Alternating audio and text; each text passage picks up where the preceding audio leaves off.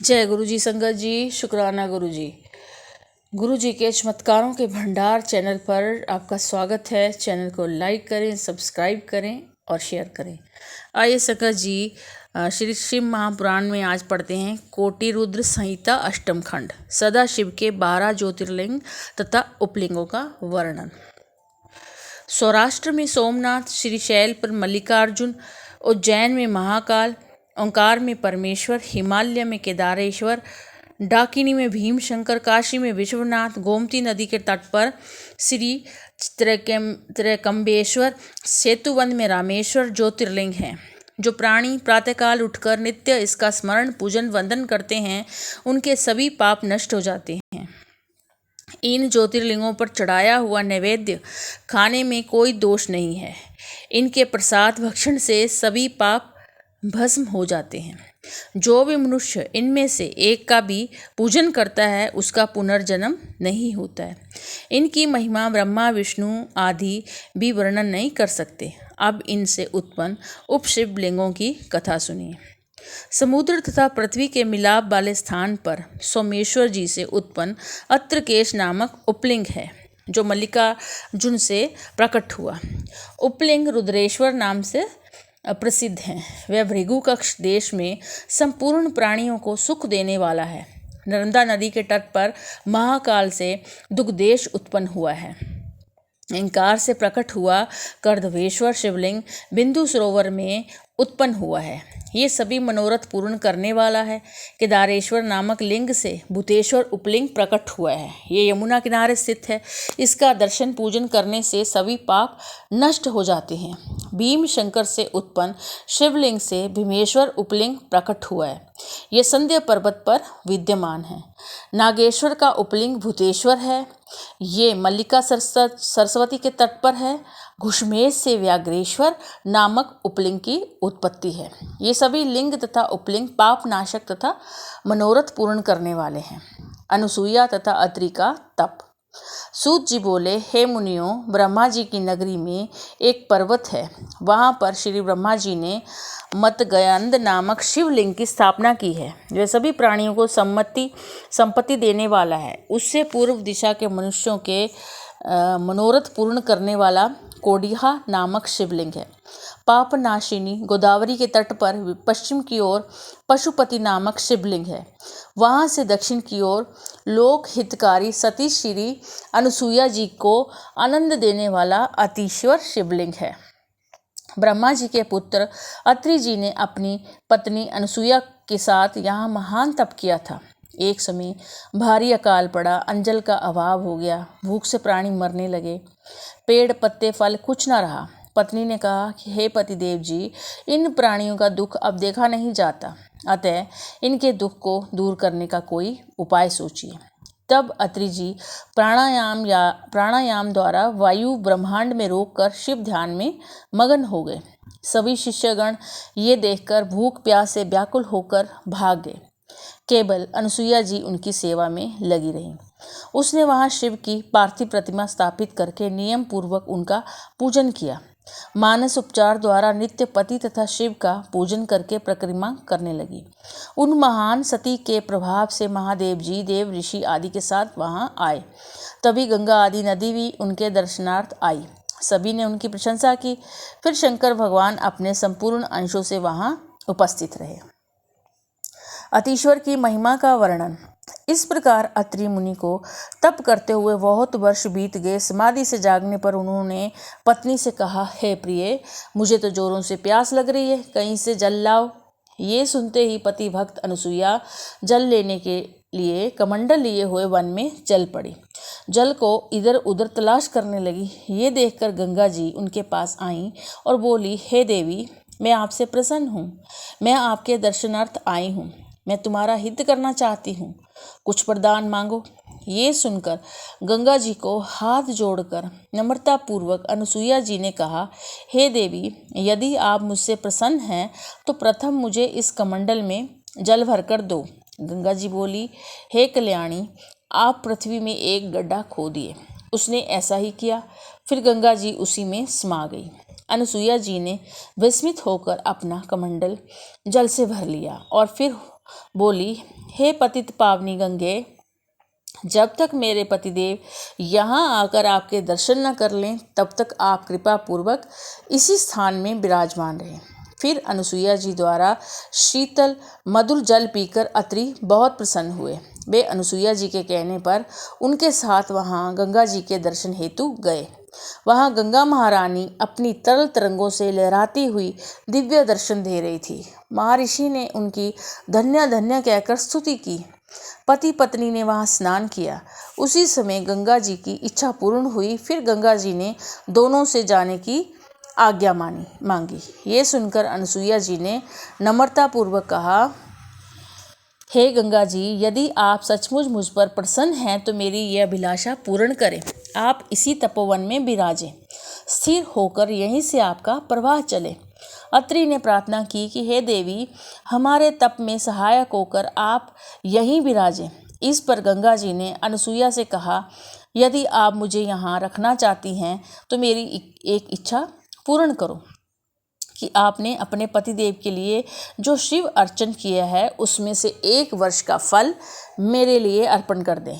अनुसुईया ने 1 वर्ष का शिव पूजा का फल गंगा जी को अर्पण कर दिया। गंगा जी वहीं विराजमान हो गई।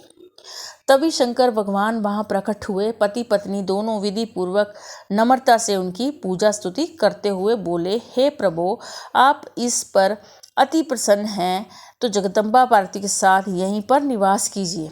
इस तपोवन में जो अकाल ग्रस्त है, वर्षा के द्वारा अन्न आदि की उत्पत्ति हो तथा चराचर जीव सुखी हो। तब शिव ने वहाँ रहने का वरदान तथास्तु कहकर दिया और अतीश्वर नाम से विख्यात हुए। गंगा जी वहाँ मंदाकिनी नाम से विराजमान हुई।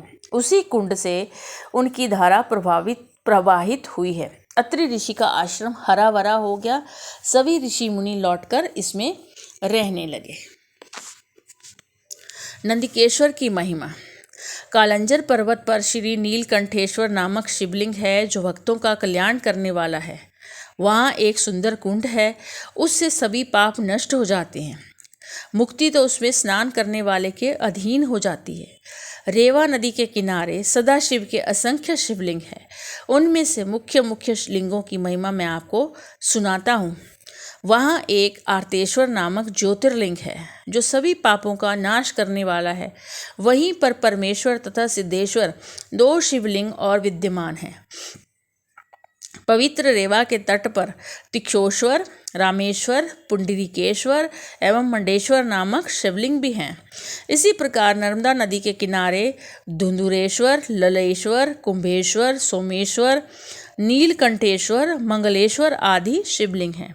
वहाँ नंदिकेश्वर महादेव तो करोड़ों हत्याओं के पाप को नाश कर भक्ति से जो सभी कामनाओं को पूर्ण करते हैं। वहाँ पर महावीर जी के द्वारा कपीश्वर लिंग भी स्थापित हैं। वे भी अनंत फल के दाता हैं। इस पर ऋषियों ने पूछा, हे सूत जी, हमें नंदीश्वर शिवलिंग की महिमा विस्तार पूर्वक सुनाइए। सूत जी कहने लगे, हे ऋषियों, रेवा नदी के किनारे पर 4 वर्णों के द्वारा सेवित एक कर्णिका नगरी है।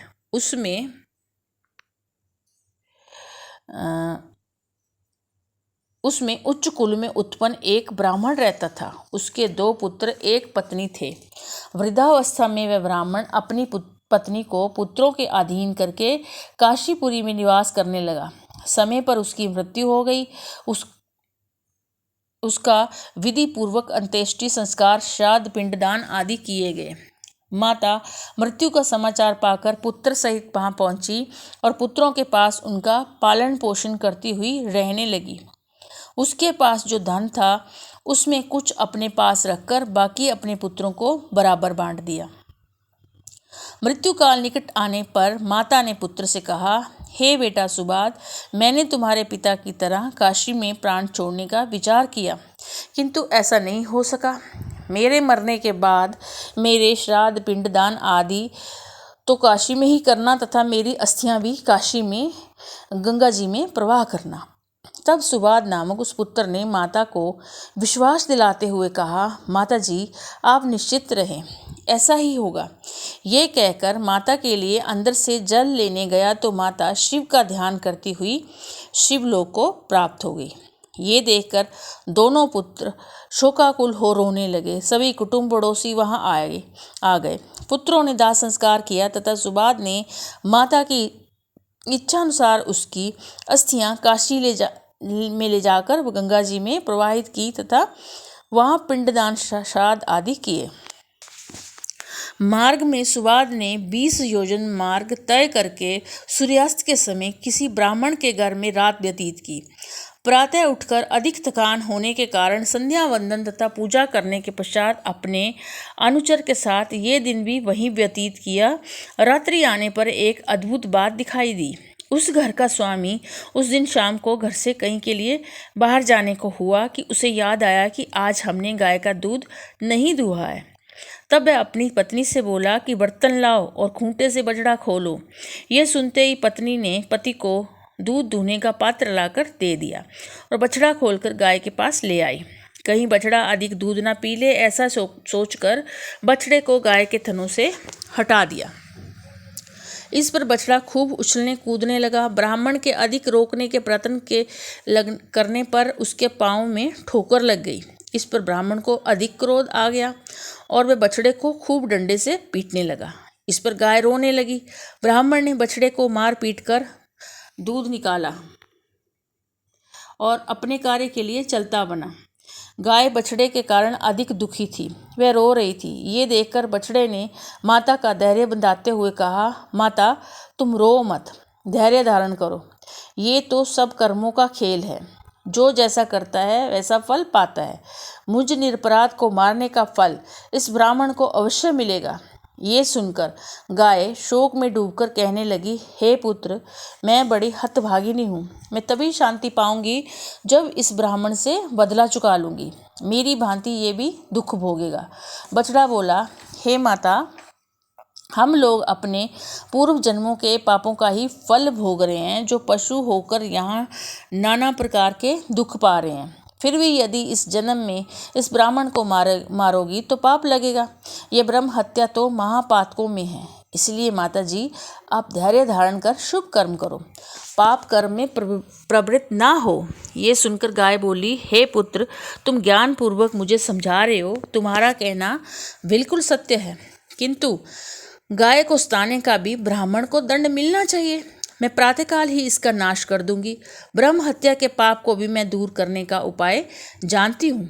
मैं वहां जाकर उस ब्रह्म हत्या का भी निवारण कर लूंगी। इस पर बछड़ा शांत हो गया। इधर ये सुबाद नामक ब्राह्मण, जो अपनी माता की अस्थियां काशी ले जाने वाला था, वहां गाय और बछड़े की सभी बातें सुन रहा था। उसने ये विचार किया कि मैं प्रातःकाल ये देखूंगा कि गाय किस प्रकार ब्राह्मण से बदला लेती है तथा किस प्रकार वहां जाकर ब्रह्म हत्या का पाप दूर करती है। प्रातःकाल घर के स्वामी ने अपने पुत्र से कहा कि मुझे किसी कार्य से बाहर जाना है, तो गाय दूह लेना। ये कहकर ब्राह्मण वहां से चला गया। तब ब्राह्मण पुत्र ने खूंटे से बछड़ा खोल दिया तथा गाय दूहने की तैयारी की। उस लड़के की माता भी वहां पहुंच गई। फिर रात्रि की भांति ही उस ब्राह्मण पुत्र ने भी बछड़े को पीटा। ये देखकर गाय को क्रोध आ गया। उसने दोनों सींग नीचे करके उस ब्राह्मण बालक की बगल में मार दिए, जिससे वह बेहोश होकर पृथ्वी पर गिर गया। उसकी माता ने बड़ा शोर मचाया, पड़ोसी भी जुड़ गए। उसका पिता भी भागा हुआ आया, पुत्र की दशा देखकर रोने लगा। थोड़ी देर बाद बच्चे के प्राण निकल गए। बड़ा हाहाकार मचा। गाय को डंडे से खूब पीटकर घर से निकाल दिया गया। गाय का बछड़ा भी पीछे पीछे भाग गया। ब्रह्म हत्या के कारण गाय का सफ़ेद रंग काला पड़ गया था। ये देखकर सभी लोग विस्मित हो गए थे। ये सब देखकर वे सुबाद नामक का पथिक भी विस्मित होकर उनके पीछे पीछे चल दिया। धीरे धीरे वे गाय नर्मदा के तट पर पहुंची, जहां नंदिकेश्वर विराजमान थे। गाय सीधी नर्मदा के जल में घुसने लगी उसने नर्मदा के जल में गोते लगाए, उससे उसका काला रंग धुल गया, वह पुनः सफेद रंग की हो गई। सुबाद ये आश्चर्य देखकर विस्मित हुआ। उसने धन्य धन्य कहकर गाय को प्रणाम किया। वह नित्य कर्म करके काशी को चल दिया। गाय अपने पूर्व स्थान पर चली गई। काशी के लिए जाते समय उस सुबाद नामक ब्राह्मण को मार्ग में एक सुंदर युवती सर्व अलंकारों से भूषित दिखाई पड़ी। वह मंद मंद हंसती हुई उसके पास आकर बोली, हे श्रेष्ठ पुरुष, तुम अत्यंत प्रसन्न दिखाई दे रहे हो। तुम कहाँ से आ रहे हो और कहाँ जा रहे हो? सुबाद ने उसे सारा हाल कह सुनाया। तब बताया कि अपनी माता की अस्थियां काशीपुरी में जाकर गंगा में प्रवाह करने जा रहा हूँ, क्योंकि माता की मरते समय यही आज्ञा थी। ये सुनकर युवती कहने लगी, अरे ब्राह्मण देव, तुम बड़े भोले हो और कहाँ भटकते हो? ये तीर्थ अत्यंत पवित्र है। अस्थियां इसी तीर्थ में प्रवाहित कर दो। यहाँ प्रतिवर्ष वैशाख शुक्ल पक्ष की सप्तमी तिथि को गंगा जी भी आती हैं और आज वही पवित्र दिन है। तुम देर मत करो, अपनी माता की अस्थियां शीघ्र इसी में प्रवाहित कर दो। ऐसा कहकर वह युवती वहीं अंतर्ध्यान हो गई। ये सुनकर वह सुबाद नामक अपने सेवक के साथ उस पवित्र नदी पर लौट आया तथा अपनी माता की अस्थियां गंगा जी का ध्यान करके पवित्र तीर्थ के जल में प्रवाहित कर दी। उसने एक आश्चर्यमय दृश्य देखा कि उसकी माता दिव्य देह धारण किए उससे कह रही है कि हे पुत्र, तुम धन्य हो जो तुमने मेरी सद्गति कर दी। तुम सदा सुखी रहोगे, तुम्हें धन धान्य की कमी नहीं रहेगी, तुम दीर्घ आयु वाले होंगे तथा तुम्हारा वंश वृद्धि को पाएगा। इस प्रकार उसकी माता उसे अनेक आशीर्वाद देती हुई शिव के परम धाम को विमान में बैठकर चली गई। सुबाद भी अपने घर गया। ऋषि बोले, हे सूत जी, आप हमें ये चरित्र सुनाने की कृपा करें कि गंगा जी प्रतिवर्ष वैशाख शुक्ल सप्तमी को नर्मदा नदी में किस कारण आती हैं? सूत जी बोले, हे ऋषियों, एक ब्राह्मण था, उसके ऋषि नाम की पत्नी थी। वह नर्मदा के किनारे रहती थी। उसका पति तो पूर्व जन्म के पापों के कारण से तरुण अवस्था में ही मर चुका था। उस बाल विधवा ने इन नंदीश्वर महादेव जी की बड़ी भक्ति की। वह शिव के ध्यान पूजन भजन में तल्लीन हो गई। वह पार्थिव लिंग बनाकर तपस्या करती थी।